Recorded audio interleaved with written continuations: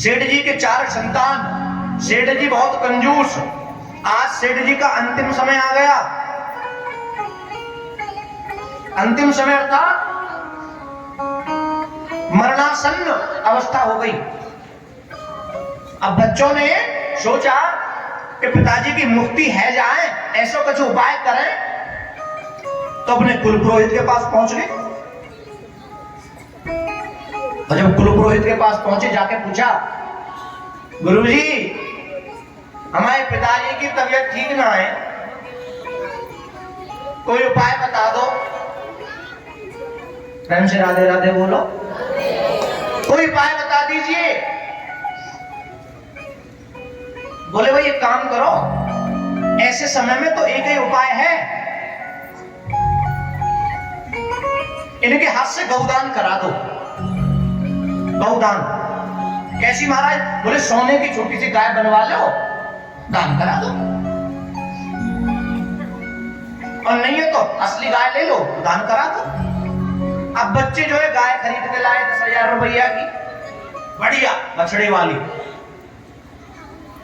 लाके, और सेठ जी के से हाथ लगवाने लगे। तो सेठ जी बोले क्या कर रहे हो भाई? बोले गौदान करा रहे। हाँ, कमाना नहीं पड़ा ना, गौदान करा रहे हो। बोले कोई गौदान नहीं करना हमको, हमने बड़ी मेहनत से एक पाई जोड़ी है,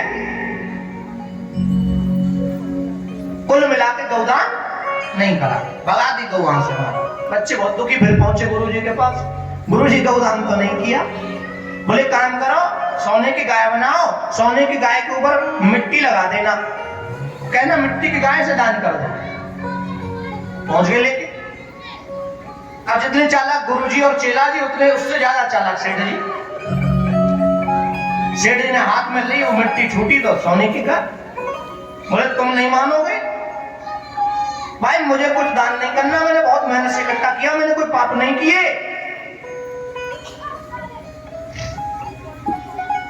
बच्चे फिर गुरुजी के पास पहुंचे। गुरुजी नाय दान करी, ना करी। अरे अब सेठ जी मर गए, बिना दान किए ही मर गए। अब जब सेठ जी मर गए तो फिर बच्चे पहुंचे गुरुजी के पास। गुरुजी अब कोई उपाय है?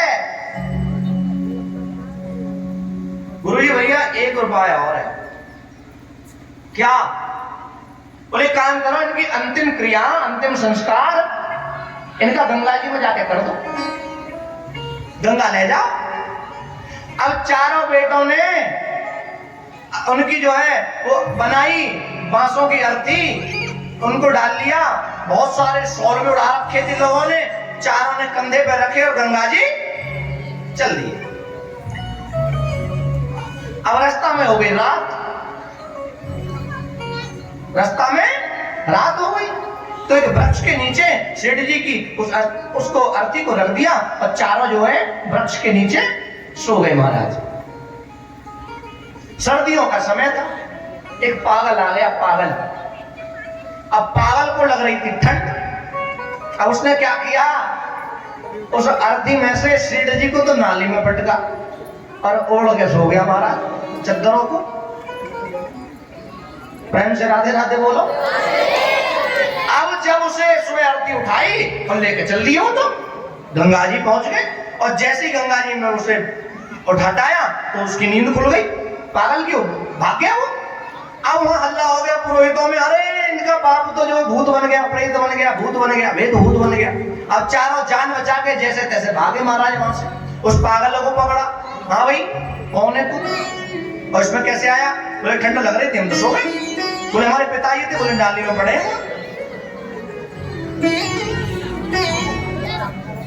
गुरुजी ने कहा था कि जिसकी यहां गति नहीं है उसकी वहां भी गति नहीं है, सही कहा था।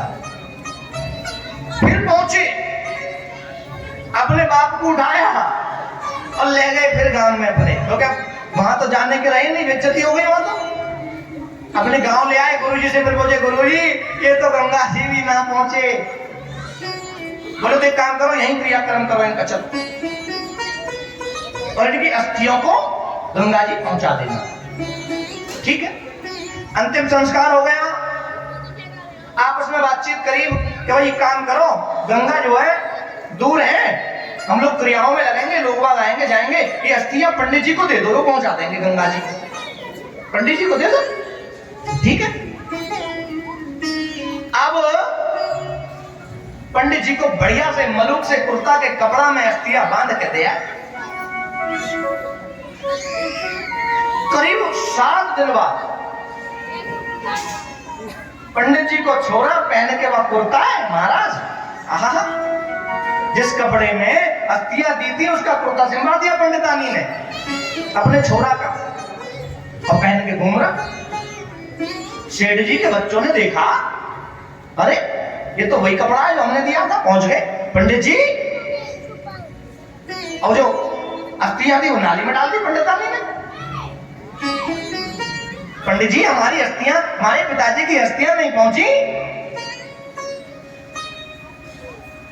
बोले तुम 4 बजे जब तुम्हारा बाप नहीं पहुंचा, तुम अकेले पे कैसे पहुंचता? मैं अकेला कैसे पहुंचा था? उनने सिर पे हाथ मारा, बोले गुरुजी सही कह दें, जिसकी यहाँ गति नहीं है उसकी वहां भी गति नहीं है। गुरुजी अब कोई उपाय बता दो, कोई और उपाय बचाओ। तो बोले एक और है उपाय। क्या? बोले ब्राह्मण भोजन कराओ, ब्राह्मणों को बढ़िया चकाचक भोजन कराओ। और ब्राह्मणों को भोजन कराने का बहुत बड़ा महत्व है। बोले ब्राह्मणों को भोजन कराने का इतना महत्व है कि ब्राह्मणों को भोजन कराने से पितृ प्रसन्न होते हैं, ब्राह्मणों को भोजन कराने से देवता प्रसन्न होते हैं, और ब्राह्मणों को भोजन कराने से भगवान प्रसन्न होते हैं। जिस प्रकार से यज्ञ का जो फल है, यज्ञ करने का जो फल है, वो ब्राह्मणों को भोजन कराने का फल है साहब। इतनी बड़ी महिमा है भोजन की, ब्राह्मण भोजन की।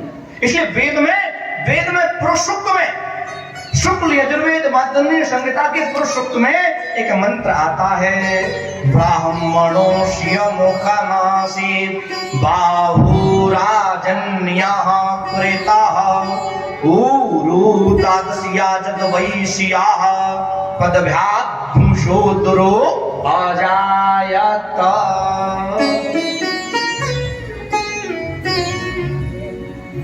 मतलब ब्राह्मण का मुख मतलब भगवान का मुख।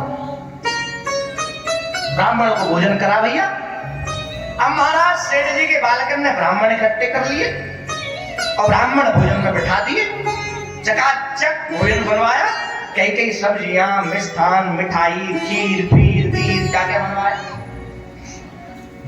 चौड़ी चौड़ी थालियां ब्राह्मणों के सामने लगा दी थी महाराज। अब वो जो सेठ जी थे वो जब मरे तो उनके मन में क्या विचार चल रहा था? मतलब कि प्राण वायु तो रुक गई, लेकिन मन में अंत समय में मनीराम याद रह गए।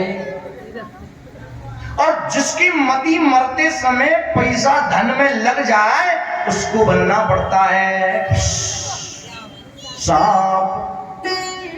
अब जब सांप बनना पड़ता है तो सेठ जी सांप बन गए। सेठ जी ने विचार किया, मैं देख के आऊं बालक क्या कर रहे हैं। अब यहां तो ब्राह्मण बैठे भोजन करने, ब्राह्मणों ने जैसे ही हाथ में जल लिया भोग लगाने के लिए, भोजन से पहले इतने ही सेठ जी आके विराजमान हो गए बीच में। अब जब सेठ जी विराजमान हो गए तो कौन रुके वहां महाराज? सांप को दूसरा काल बताया गया है।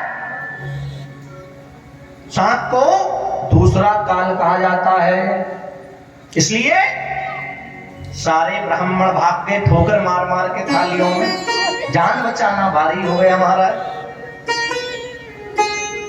फिर बच्चों ने सिर पे हाथ मारा, बोले गुरुजी सही कहते हैं, जिसकी यहां गति नहीं है उसकी वहां भी गति नहीं है। तो ये लोग को सुधारना बहुत जरूरी है, तब वो लोग सुधरेगा। तो महाराज ये बताइए, श्री परीक्षित जी पूछते हैं सुखदेव जी से, महाराज ये बताओ